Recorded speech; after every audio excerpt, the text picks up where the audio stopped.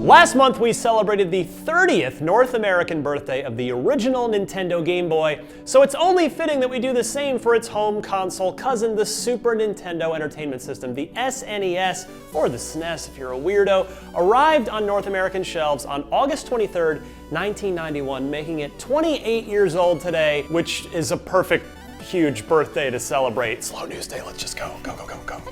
Older than me.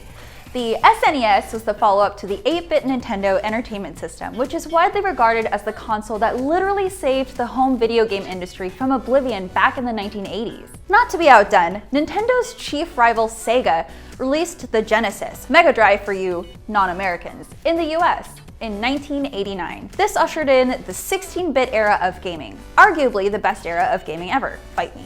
Not gonna fight you, not doing that.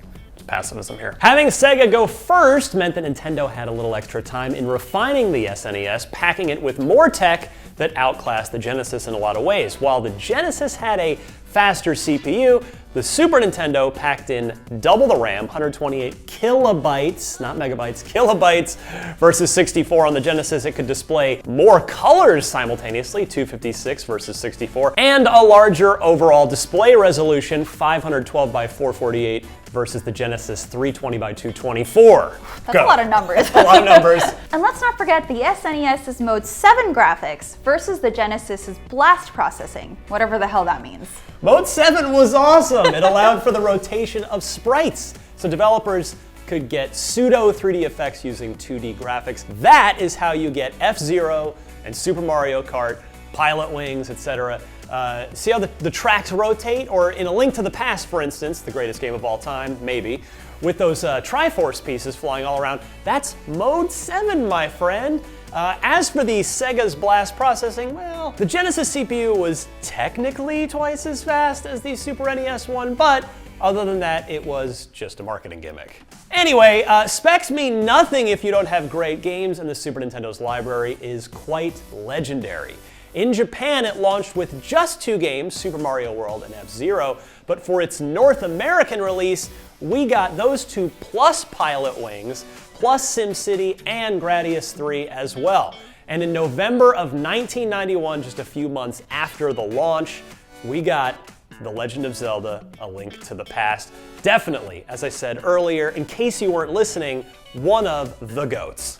The SNES became home to a ton of great JRPGs, Chrono Trigger, a bunch of Final Fantasies, Fire Emblem, Earthbound, and Super Mario RPG Legend of the Seven Stars, to name just a few. And while the console lacked the quality sports titles the Genesis had, the fighting game scene flourished with titles like Street Fighter II and all that game's variations: Samurai Showdown, Mortal Kombat 2, Fatal Fury 2, and Killer Instinct. I'm not gonna let the whole sweat thing in Mortal Kombat fly, though. That was not cool, Nintendo, not cool. You gotta get that Genesis version, get the blood. Anyway, happy birthday, Super Nintendo. While it was the last time that Nintendo was unquestionably on top of the video game food chain, the console was home to so many amazing franchises that we're still enjoying today. So how about you, IGN audience? What are some of your favorite Super Nintendo games and or your favorite SNES memories? Share them in the comments below, and we'll see you next time on IGN Now.